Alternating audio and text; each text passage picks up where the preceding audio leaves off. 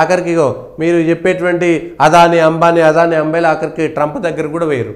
అంబానీ దంపతులు నిన్న ట్రంప్ ఇచ్చినటువంటి విందులో 500 మందికి మాత్రమే ట్రంప్ విందు ఇచ్చిండు. ప్రపంచం మొత్తంలో ఉన్నటువంటి కేవలం 500 మందికి ఇస్తే అందులో అంబానీ దంపతులు అక్కడికి వేయరు. అంబానీ దంపతులు అక్కడికి వేయరు. మరి ఇవాళ ఏమంటారు, ఇవాళ భారతదేశంలో ఉన్నటువంటి వ్యాపారవేత్త, భారతదేశంలో మౌలిక వస్తువులు కల్పిస్తున్నటువంటి ఒక సంస్థ అధినేత ట్రంప్ దగ్గరికి వెళ్తే దాన్ని మనం ఘనంగా చూడాలనా లేకపోతే వ్యతిరేకంగా చూడాలనా? ఆయన భారతీయుడు కాబట్టి మనం వ్యతిరేకించాలనా? ఈ విషయాన్ని కూడా మనం ఒకసారి అర్థం చేసుకోవాల్సినటువంటి అవసరం ఉంది.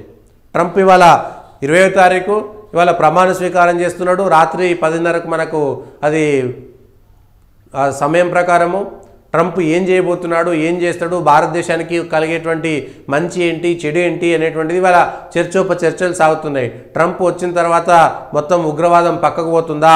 గతంలో ఉగ్రవాదులను ప్రోత్సహించినటువంటి వాళ్ళందరూ కూడా ఇప్పుడు ఉగ్రవాదాన్ని వ్యతిరేకిస్తూ ఉగ్రవాదానికి ఇచ్చేటువంటి డబ్బులన్నీ పక్కకు పోతాయా లేదా?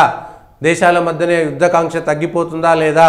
ముఖ్యంగా భారతదేశానికి ఇమిగ్రేషన్ కానీ, H1B వీసాలకు కానీ, లేకపోతే ఉద్యోగాలు కానీ, చదువులు కానీ, వాణిజ్య వ్యాపార ఒప్పందాలు కానీ, స్వేచ్ఛా వాణిజ్యానికి సంబంధించినటువంటిది కానీ, సాంస్కృతిక ఆర్థిక అవసరాలు కానీ, ట్రంప్ మోడీ మధ్య ఉన్నటువంటి బంధం వల్ల భారతదేశం అమెరికా వాళ్ళ ప్రపంచ దేశాలను శాసించేటువంటి అవకాశం ఉందా? ప్రపంచ దేశాలకు దిశానిర్దేశం చేసేటువంటి అవకాశం ఉందా? మోడీతో స్నేహం కొనసాగుతుందా? సరిగ్గా ఇంకా 4 ఏళ్ళు అటు ట్రంప్ ఇటు మోడీ 4 ఏళ్ల పాటు అధికారంలో ఉంటే ప్రపంచ దేశంలో వచ్చేటువంటి విపత్తులను, దేశాల మధ్య వచ్చేటువంటి ఈ పురాపచ్చాలను తీర్చేటువంటి అవకాశం ఉందా?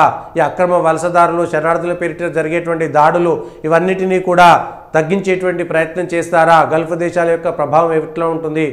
భారతదేశంలో ఎప్పుడు ట్రంప్ పర్యటించేటువంటి అవకాశం ఉంది? నరేంద్ర మోడీని ప్రమాణ స్వీకారానికి ఎందుకు పిలవలేదు? ఆయన మొట్టమొదటి విదేశీ పర్యటన ఏ దేశానికి వెళ్తాడు? ట్రంప్ ఎక్కడెక్కడ ఏం మాట్లాడతాడనేటువంటిది ఇప్పుడు చాలా పెద్ద ఎత్తున ట్రంప్ ప్రమాణ స్వీకారం అమెరికా దేశానికి అధ్యక్షుడిగా అయినా ప్రపంచ దేశాలపైన ఆ ప్రభావం చాలా పెద్ద ఎత్తున ఉంటుంది. వాణిజ్యంలో కానీ, ఆర్థికంలో కానీ అనేకమైనటువంటి మార్పులు వస్తాయి, ముఖ్యంగా భారతదేశానికి సంబంధించినటువంటి విషయంలో కూడా. ఎందుకంటే గతంలో ఇదే అమెరికా పాకిస్తాన్లోని ఉగ్రవాదాన్ని పెంచి పోషించింది. బంగ్లాదేశ్లో ఇవాళ జరుగుతున్నటువంటి అంతర్గత కల్లోలాలకు అమెరికానే కారణము.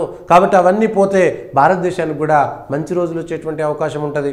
రష్యా, ఉక్రెయిన్ లాంటి యుద్ధాలు ఆగిపోతే, ఇజ్రాయెల్ లాంటి యుద్ధాలు ఆగిపోతే మనకు వాళ్ళకు జరిగేటువంటి స్వేచ్ఛా వాణిజ్యం కూడా, అదేవిధంగా ఆయిల్కి సంబంధించినటువంటి ఇంపోర్ట్ ఎక్స్పోర్ట్లు కూడా భారతదేశం మీద ప్రభావం చూపేటువంటి అవకాశం ఉంటుంది.